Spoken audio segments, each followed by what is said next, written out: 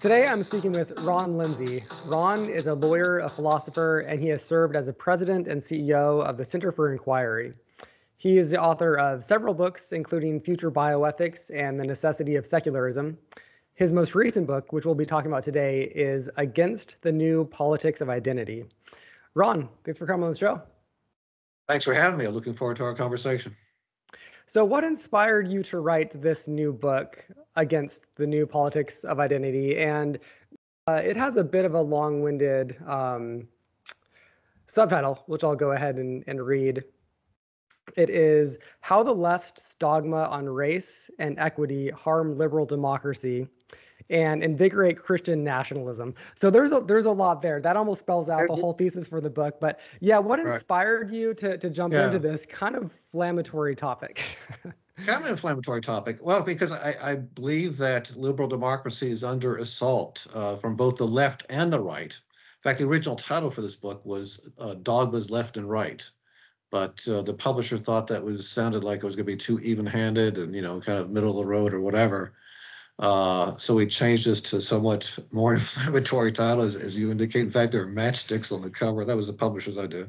At any rate, I do think so. I guess having said that, maybe I should define or at least indicate what I believe liberal democracy entails. I think a cornerstone of liberal democracy is respect for individual rights. And all that means in terms of, obviously, right to free speech, right to be judged on one's merits, right to have one's voice treated as equal as that of others, obviously the right to decide what one wants to believe about religious matters, etc. And I think those core principles that undergird liberal democracy, as I say, are under attack from both the left and the right. In my book, I concentrate, there are like 4 substantive chapters. 3 of the 4 chapters are devoted to what I regard as dogmas of the left. I do that because I think to a large extent they've been unexamined, certainly by mainstream media outlets. In fact, those dogmas to some extent are accepted by mainstream media. I don't know if you saw, there was a recent article just came to light the other day from someone who's working at NPR that talked about, of course, the liberal slant of NPR has long been known, but this went into more detail about how exactly ideological conformity is imposed on the staffers and on the articles that they put on the radio or they publish on their website.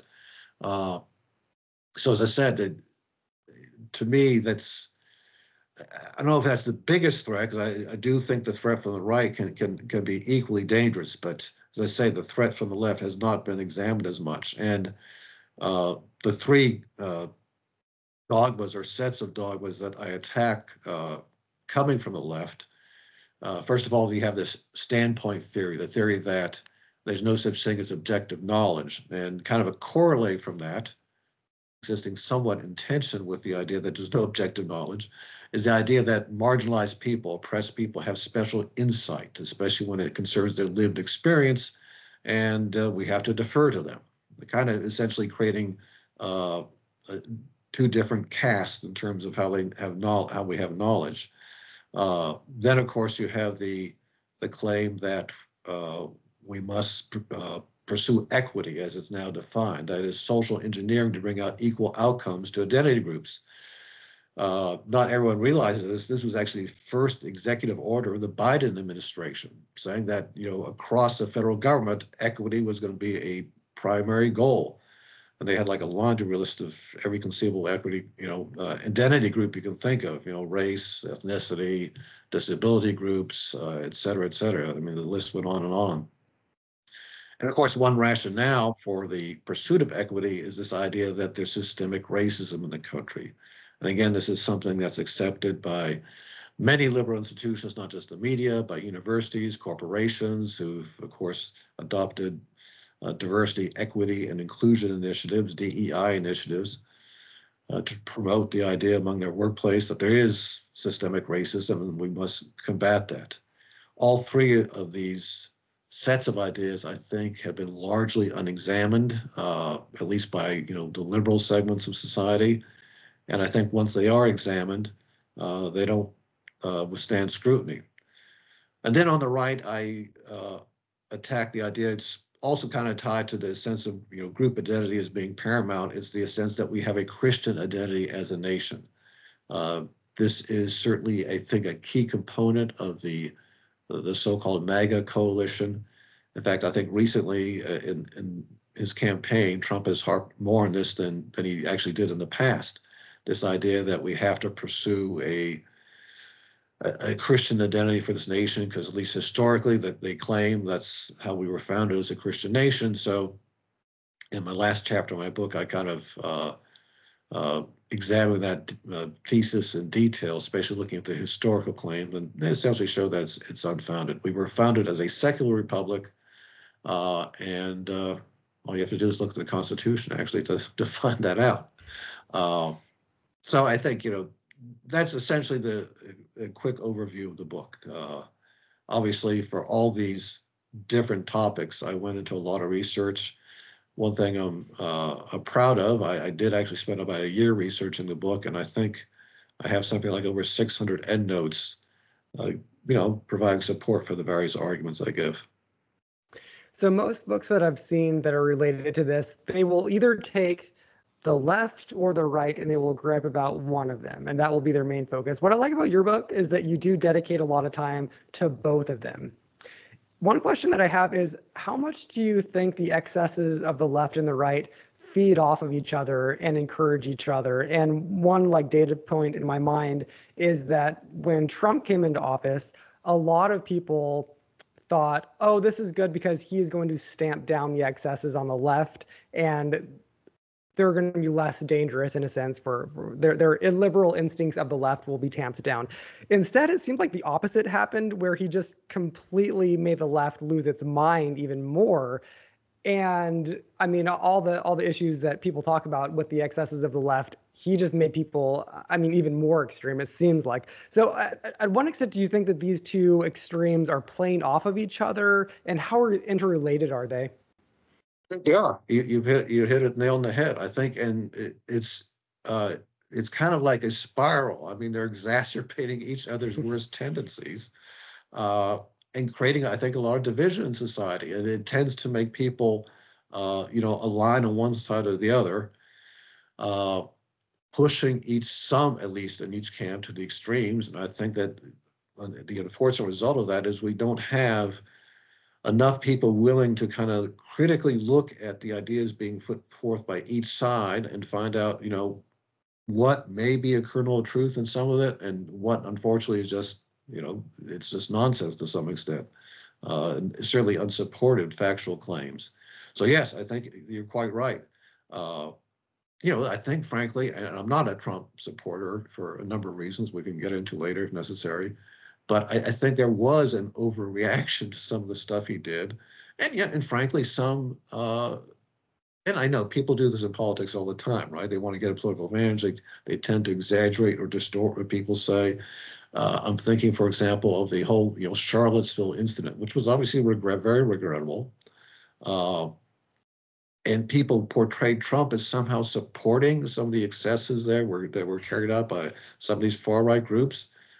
I don't think he did that at all, frankly. And again, I'm not a Trump supporter, but they turned it around, and Biden, in fact, has indicated that he used the whole Charlottesville incident as the inspiration for his deciding to run. I don't know if I guess we take him at his word.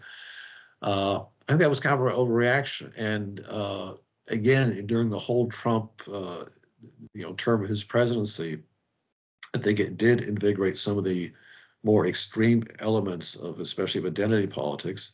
And of course, you had the George Floyd incident, which kind of set the whole thing, on hyperspeed, and that really led, there already was at the time some push to,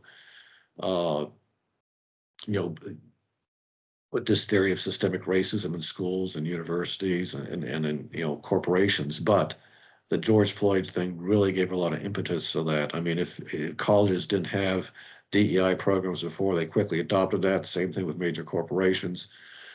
And now, of course, I think people are, especially in the last couple of years, you've seen a reaction to some of the excesses that, from the left. People are beginning to recognize how counterproductive many of these DEI programs are. And as you probably know, I mean, some universities now have abandoned them under pressure, but they've abandoned them. I think Texas A&M, I think, is probably the prime example of that. And there's been criticism. Even interesting, the New York Times has from time to time published articles about how DEI may be being misused by universities. They had an article not too long ago, I think it was someone in the fall, talking about how UCLA, and they're certainly not alone among, universities now requiring applicants for faculty positions. You have to, specify how you support DEI efforts, what your understanding of DEI efforts are. And, if you make the mistake of saying something like, well, I think all individuals should be treated the same, boom, that's, oh my God, you can't be hired. How can you say that? People should be treated the same. We have to give preferential treatment to certain marginalized groups or whatever.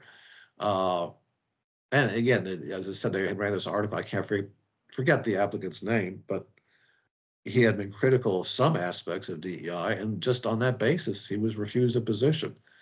And as I say, so people are now reacting to that. I know I see from time to time, people have said, oh, well, DEI is dead.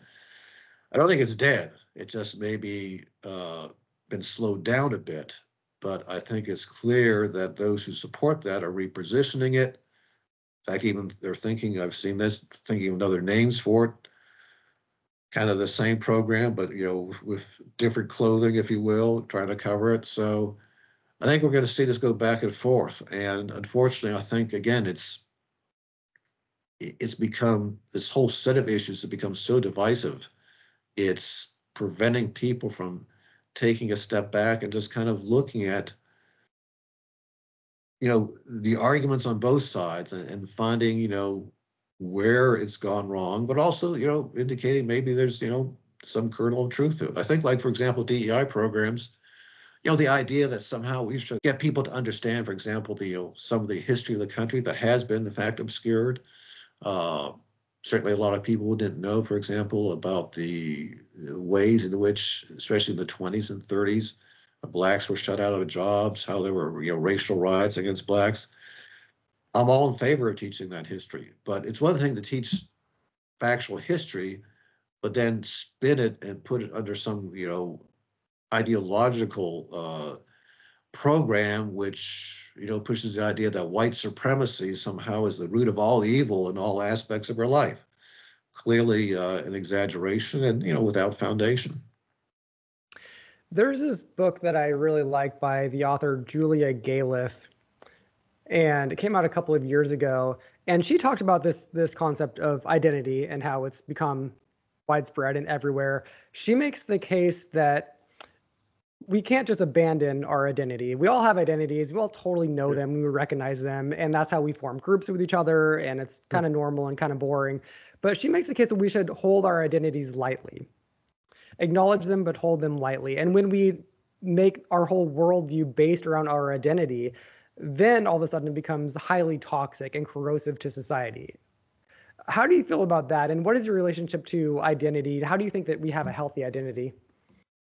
Well, no question, we have an identity of sorts, and that's certainly not inconsistent. In fact, in the book, I contrast kind of the old idea of identity politics with just that, obviously people have affinities with certain groups. You want to make sure that your group's interests are heard, get a seat at the table. Nothing wrong with that. We've had for centuries, well, not centuries, certainly within the last century, we've had a lot of different groups fostering their interests, whether it's the, NAACP, the American Legion, the Catholic League, you have the unions and what have you. Nothing wrong with that at all. The problem with the new identity politics is that they're not only demanding a seat at the table, but they want to exclude other identity groups from that table, right? Especially the groups that they think somehow are the cause of many, if not all, the problems we have in society, which usually translates to whites or white males. This whole idea of white supremacy has now become it's like almost it's a secular analog to, the devil or something. People used to blame the devil for everything. Now it's white supremacy. It's amazing. I mean, one of the eye-opening things when I did the research for the book is how much this idea has uh, inserted itself in areas where you might think you wouldn't have expected it. I'm thinking now of the medical community. I was actually shocked by how much the medical community, and by that I mean, for example, the American Medical Association, medical schools across the country, have embraced this idea that white supremacy is the cause of health problems. And coupled with, of course, things that they say are outgrowths of white supremacy, such as this idea of meritocracy, capitalism. All these are tools of oppression, according to the American Medical Association, an organization that used to be regarded as too conservative. Quite the opposite now, and that has translated into how physicians are now being educated.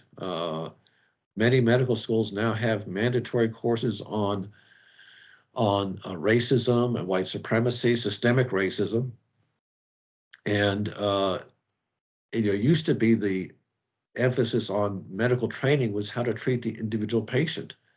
Now they essentially have become social justice warriors. The emphasis is on what they regard as changing the structure of society. And I think that bodes ill for the medical profession. Certainly, I think, there's been enough distrust of the medical establishment, especially over recent years with all the controversies about vaccines and COVID and what have you.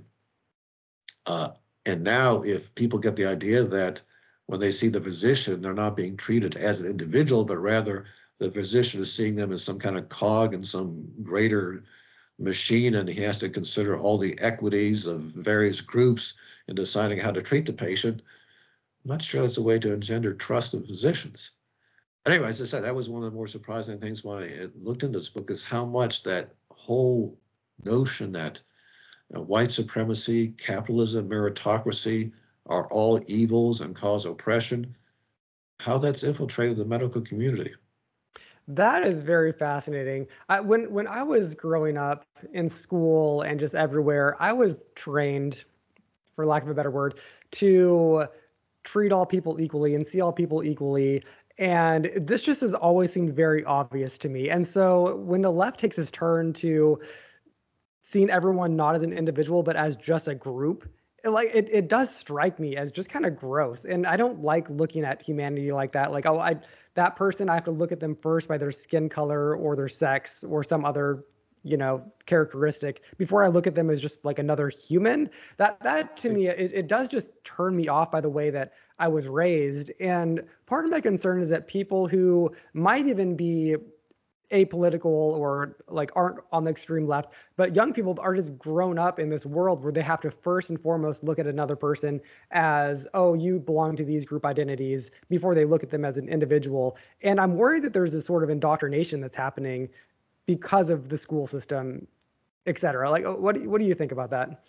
Oh, that's true. I mean, and again, it's unfortunately it's widespread among many universities. Again,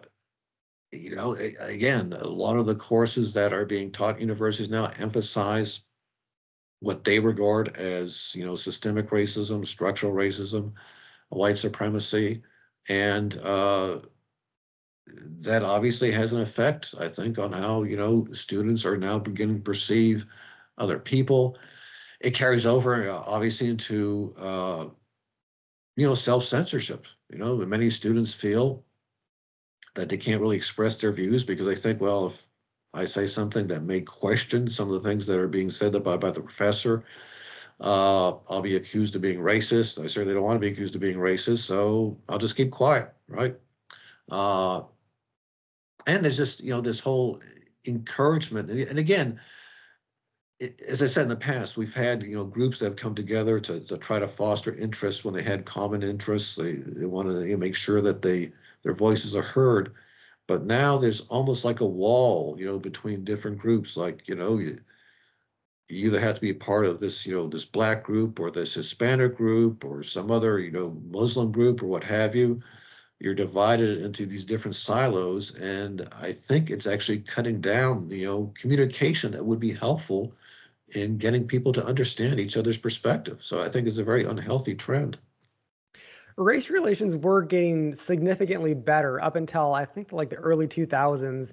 And then something happened where they got markedly worse. I know that a lot of people blame the internet for this because all of a sudden, one incidence of like police violence against a black person becomes viral, and then that's just so stuck in our minds. And then we just see these happening more and more with like people taking cell phone videos. What do you think the cause is that we've become more divided racially in recent years?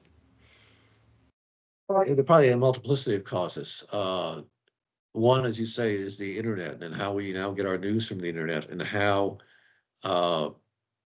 even more, I mean, all media, because they want to get readers, to some extent play up stories that have sensational value.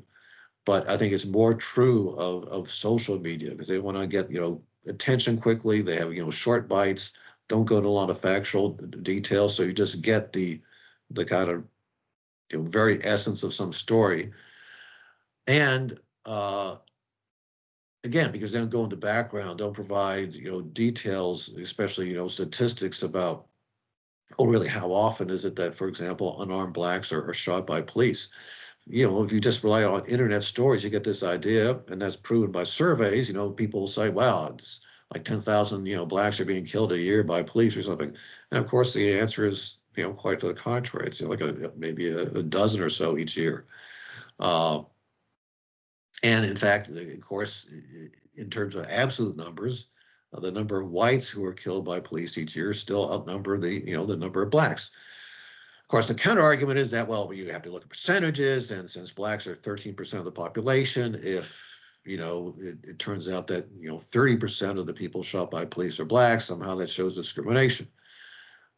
But that, of course, doesn't take into account that the number of violent crimes proportionally are carried out more by blacks than whites. Not because of any inherent racial thing, but it tends to be the case, I think, proven throughout human history. People who are poor tend to commit more crimes because they need the money, whatever it is they need the money for, whether it's drug habits or just to support themselves. And therefore, you may have segments of the population that proportionally maybe have less resources turning to crime, and therefore they encounter police more often. Doesn't necessarily have anything to do with race or racist cops. And again, the numbers are greatly exaggerated. And you hear this talk, which is very loose, and I understand why people do it because they have their motivations for doing it. But trying to think of the name of the civil rights attorney who I think turns up at every police shooting, it seems, Ben Crump. On many occasions he's talked about, there's a genocide against, blacks in this country by the police. Well, the numbers just don't bear that out. I mean, again, in terms of unarmed black individuals, the numbers are, 10 to 12 each year. And, the percentage of blacks, I actually figured out the number in my book. I can't quote it, but it's something like 0.00087% of black individuals are shot by the police each year. So it's hardly a genocide. Every time there's a police incident now, there's an accusation of racism. And the thing is, if you look at each case individually, sometimes you can say, yeah, there may have been a racist motive involved, other times not. I think one of the most famous cases that kind of started this trend, at least in recent years, the Michael Brown case back from Ferguson.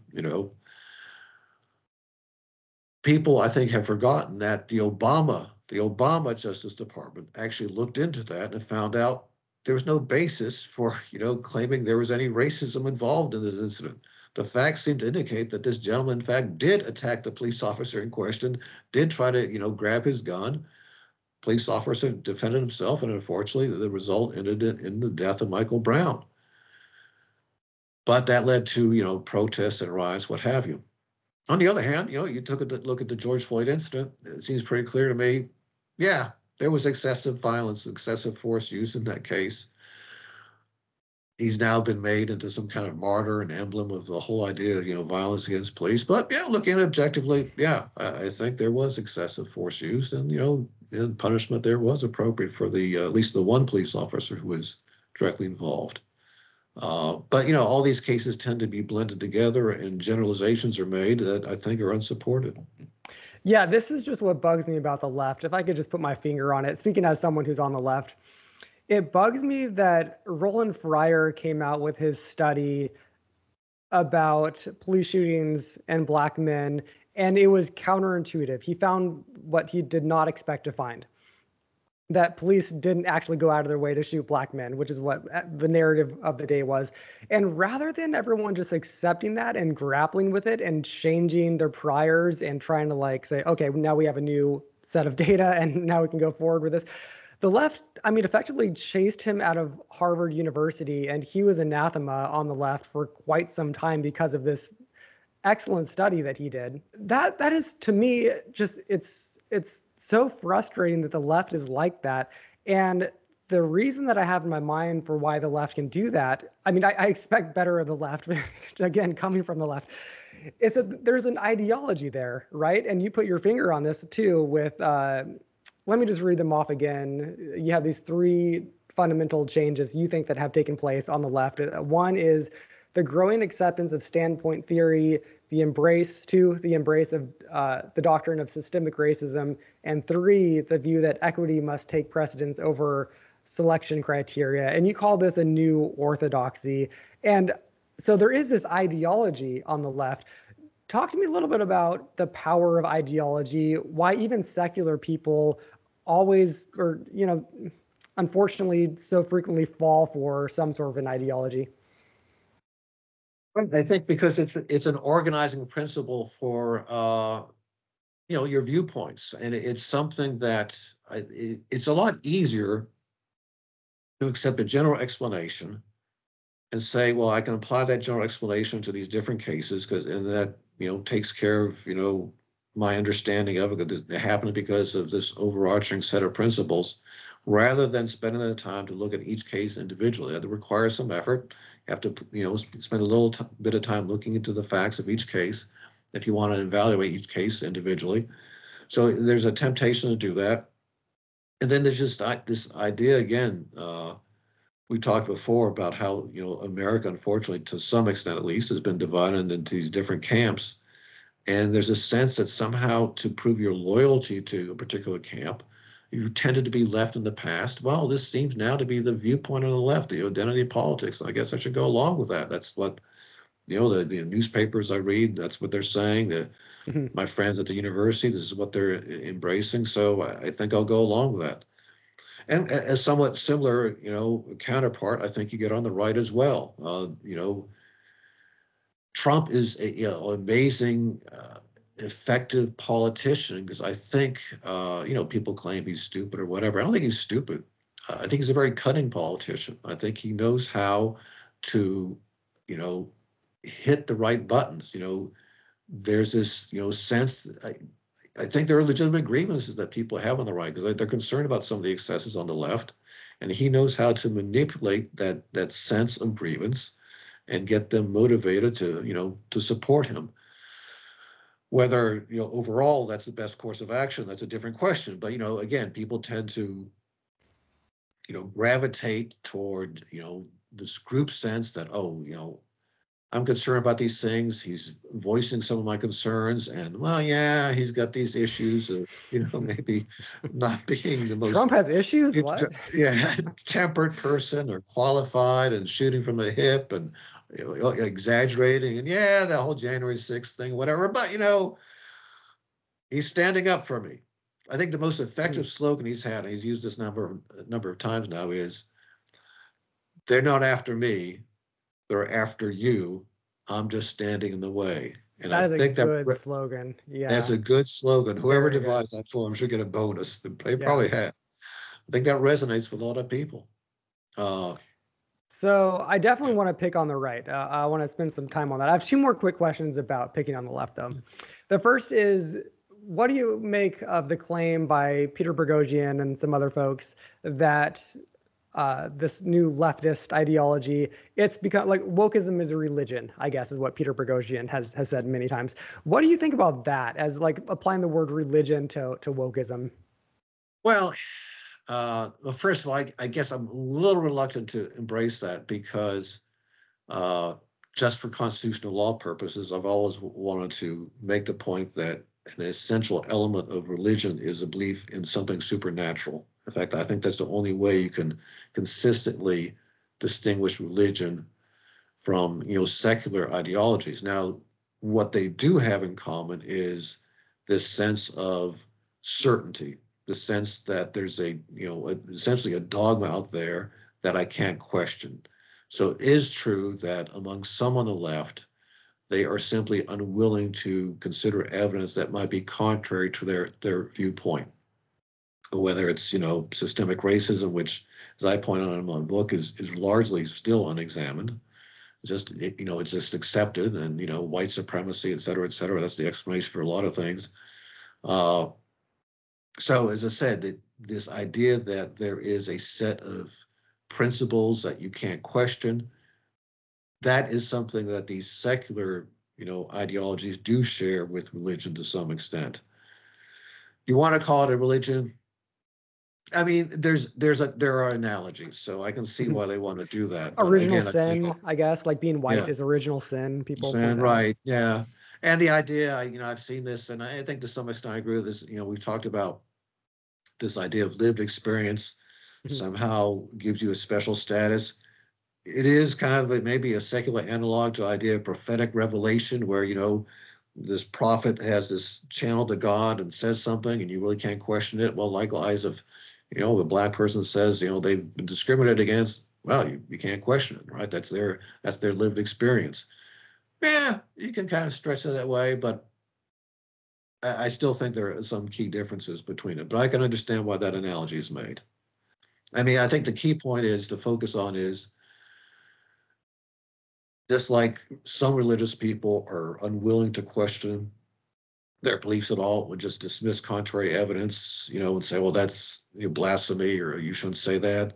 Yeah, there's some of that tendency among, the identity left as well, that no, that's you can't. That's a good point. Yeah. If you're trying to question systemic racism, well, you're a racist.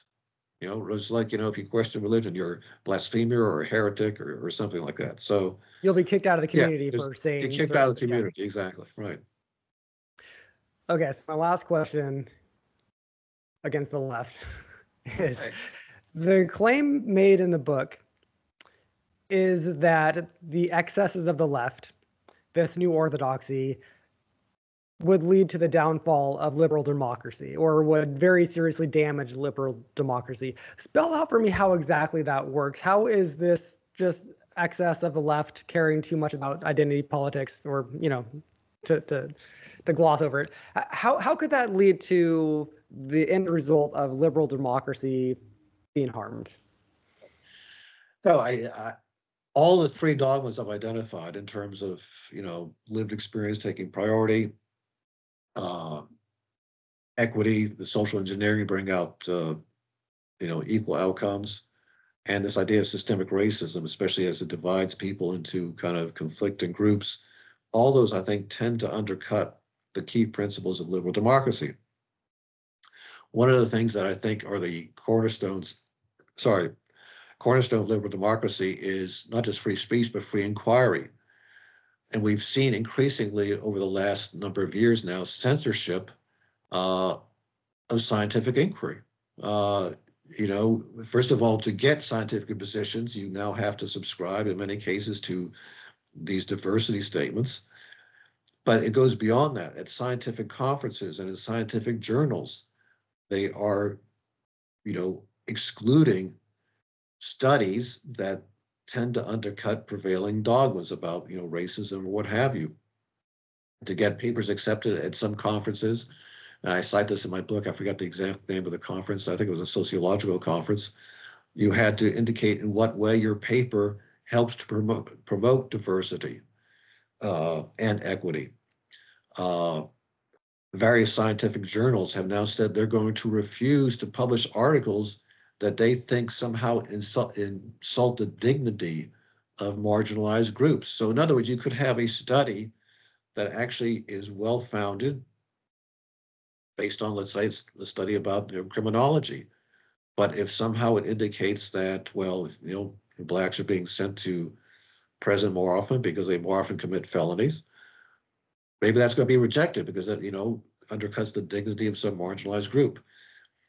All those things have a corrosive effect, but probably the most corrosive effect is this drive for equity and how it's being pushed.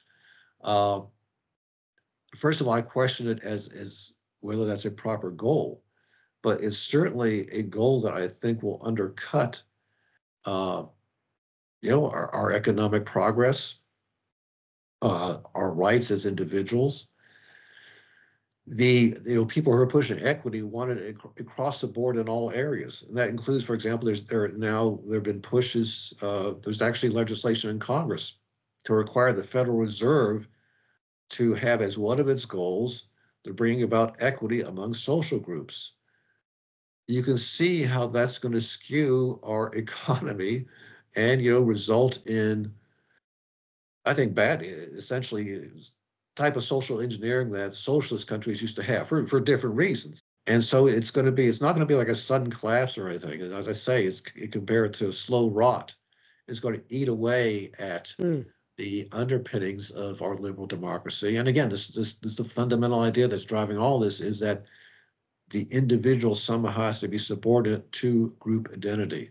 And I think that goes against the very founding principles of the liberal democracy in our country and liberal democracy in European countries. The idea that it's the individual that is the unit of moral concern, not a group. So in that sense, right. I think it poses a threat. Again, not an immediate threat, but I think over a long term, it will be a threat to liberal democracy. Now, on the right, there's a threat of Christian nationalism and just a lot of, I think, just plain wackadoos who become powerful on the right.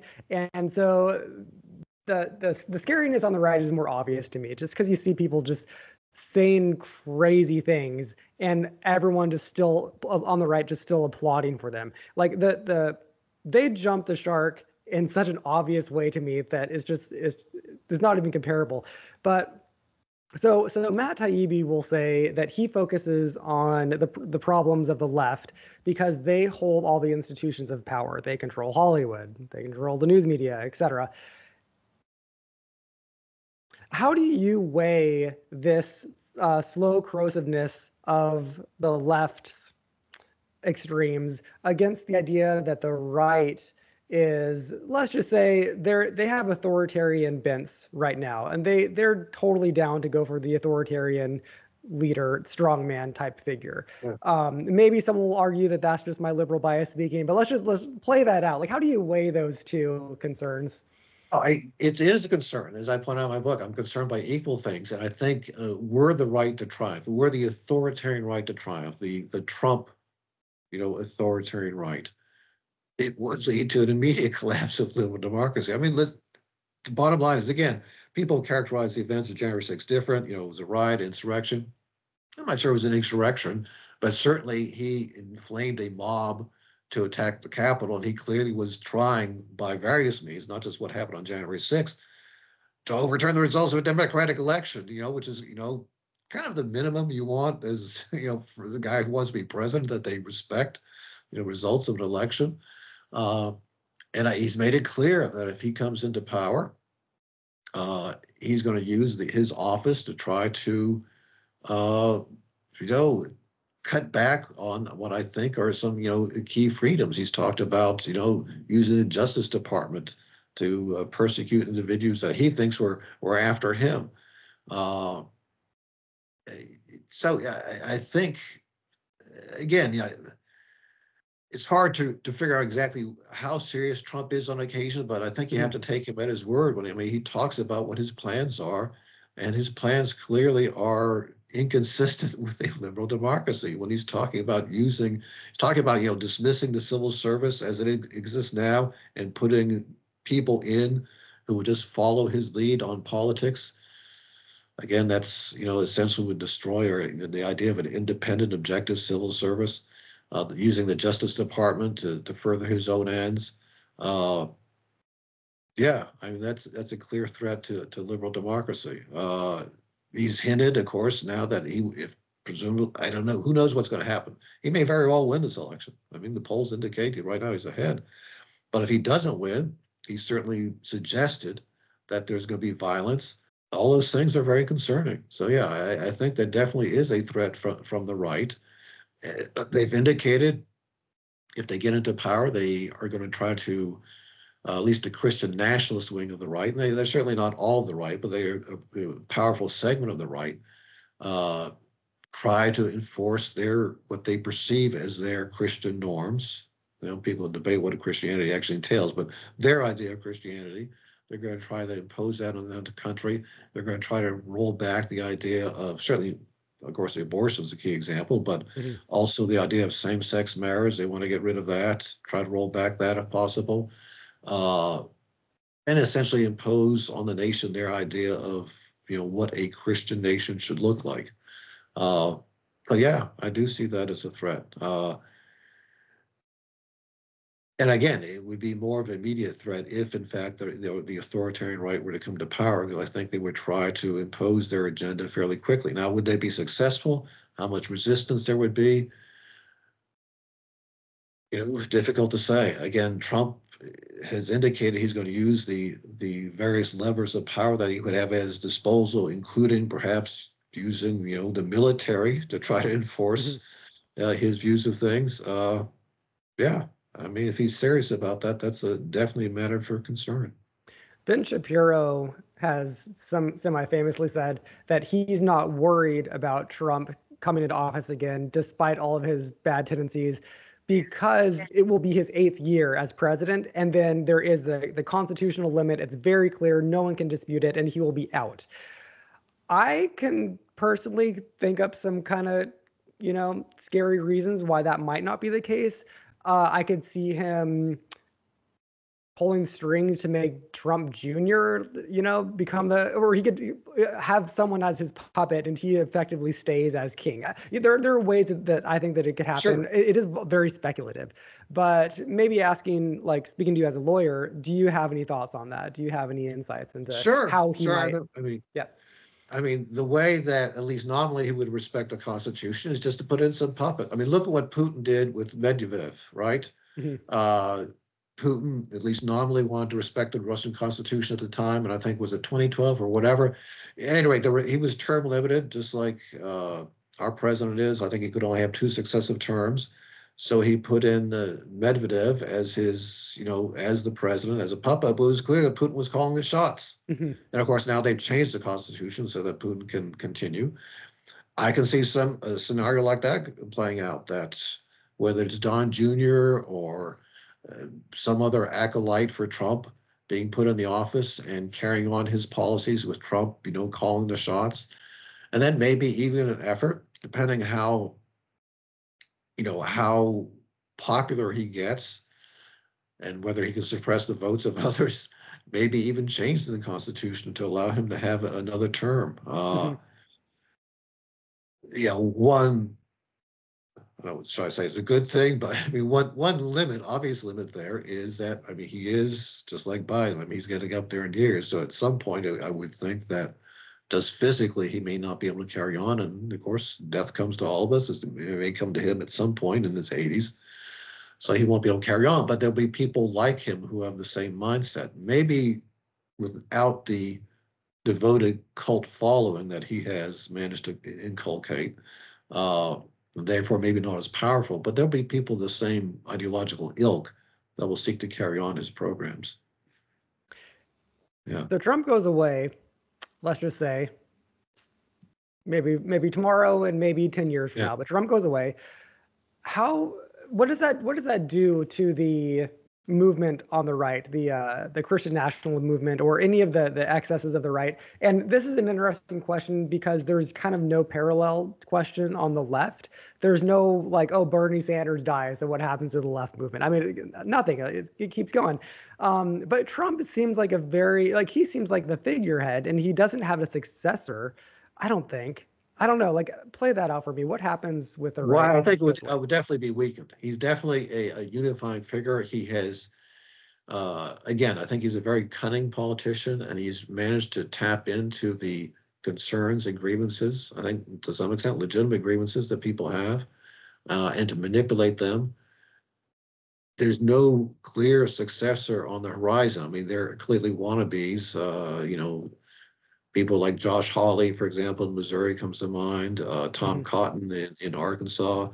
Whether they would have the same sort of ability to unify the far right, including the elements that may want authoritarian government, I don't think so. I just don't think they're going to have the same sort of appeal, which could mean that this threat, real as it is, could be short-lived unless Trump gets to power and somehow it manages to establish, get a foundation for the authoritarian right that allows them to carry on even when he's gone from the scene. That's possible.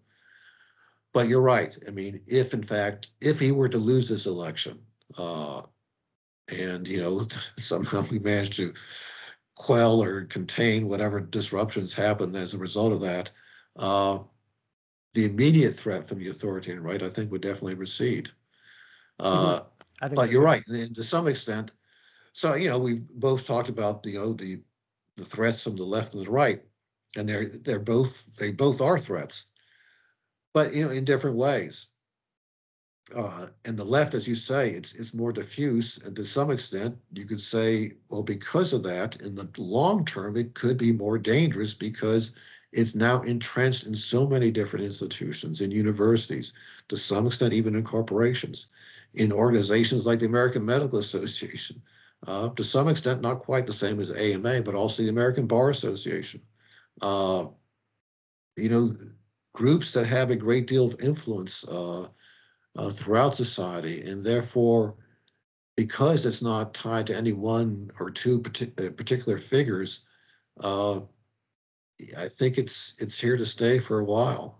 Again, unless people wake up to it, try to recognize what a danger it is and try to combat it effectively. And there's some signs that it is being rolled back to some extent in some areas.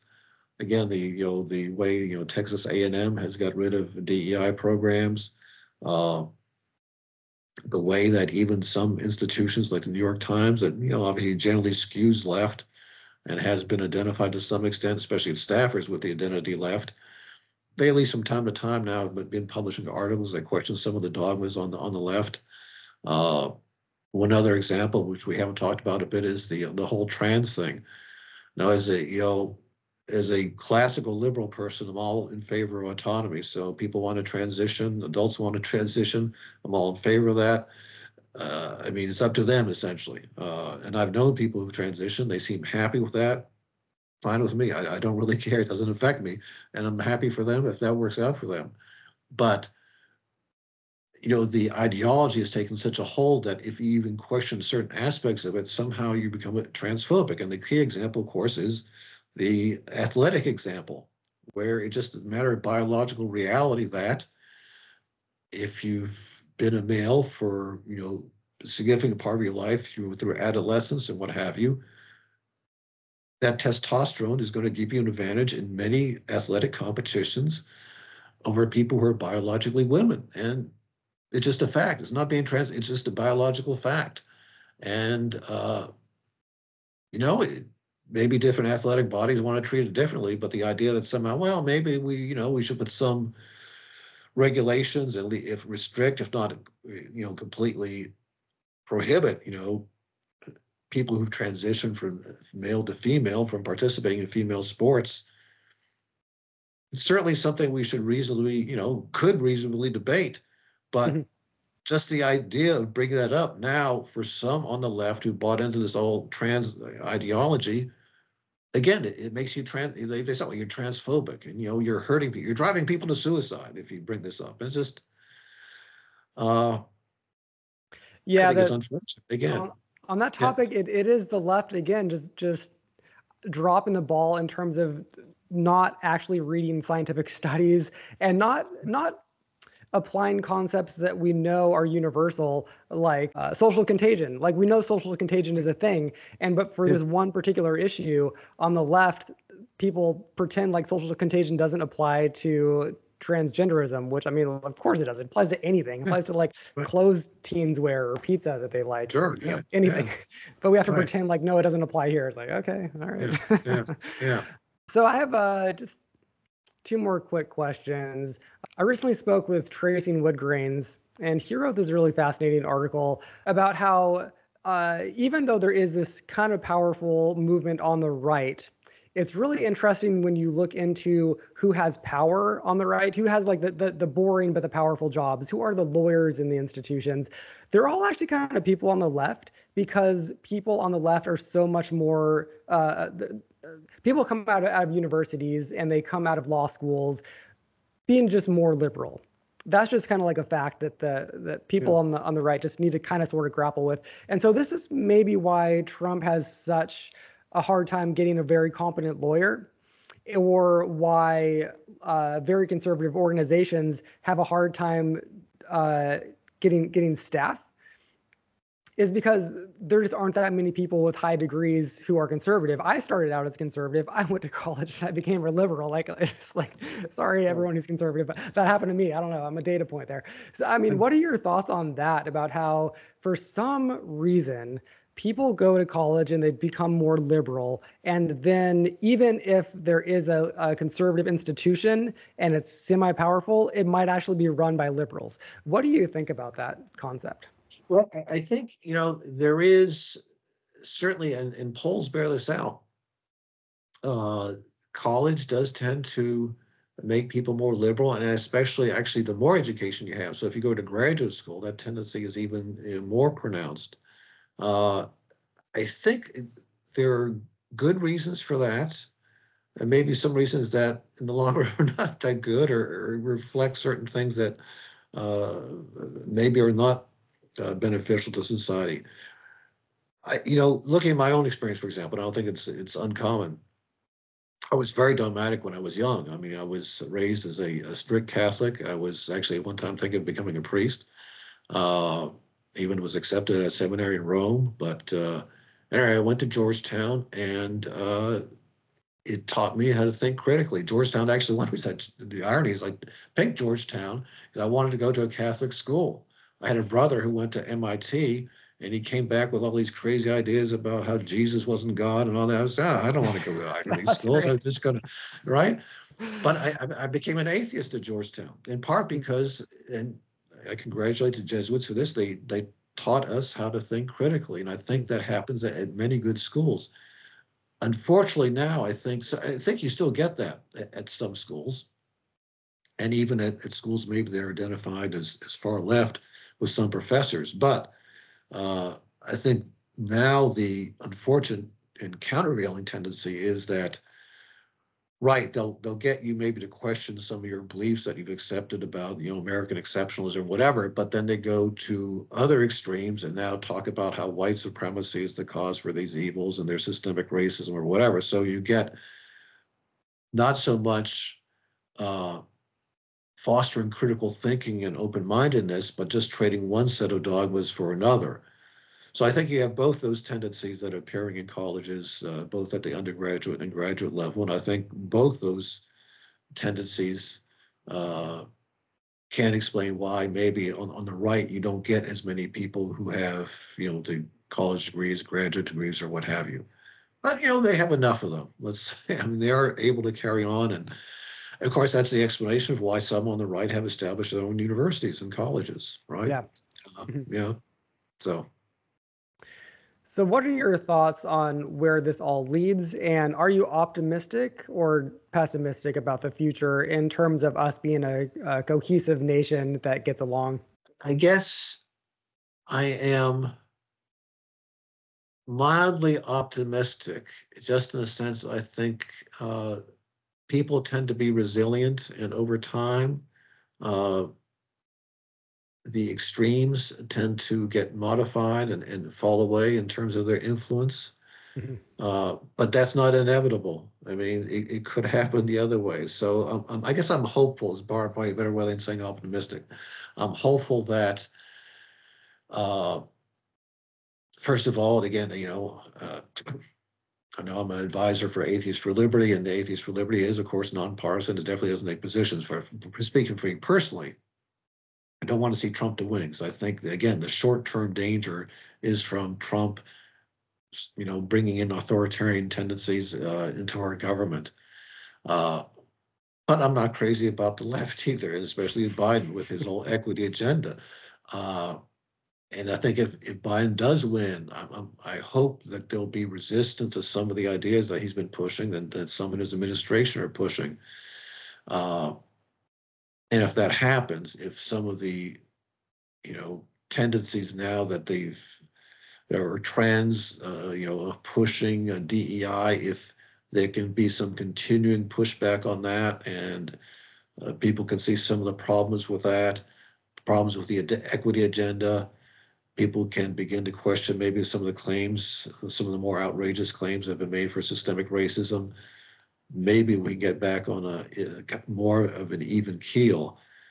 If that doesn't happen, as I said, I'm concerned that there will be this slow rot and slow eating away of the principles underlying our liberal democracy, including the respect for individual rights. So I'm hopeful we can eventually get away from some of this divisiveness and push back on some of the claims that the identity left has made, and that people can begin to see some of the flaws in their reasoning.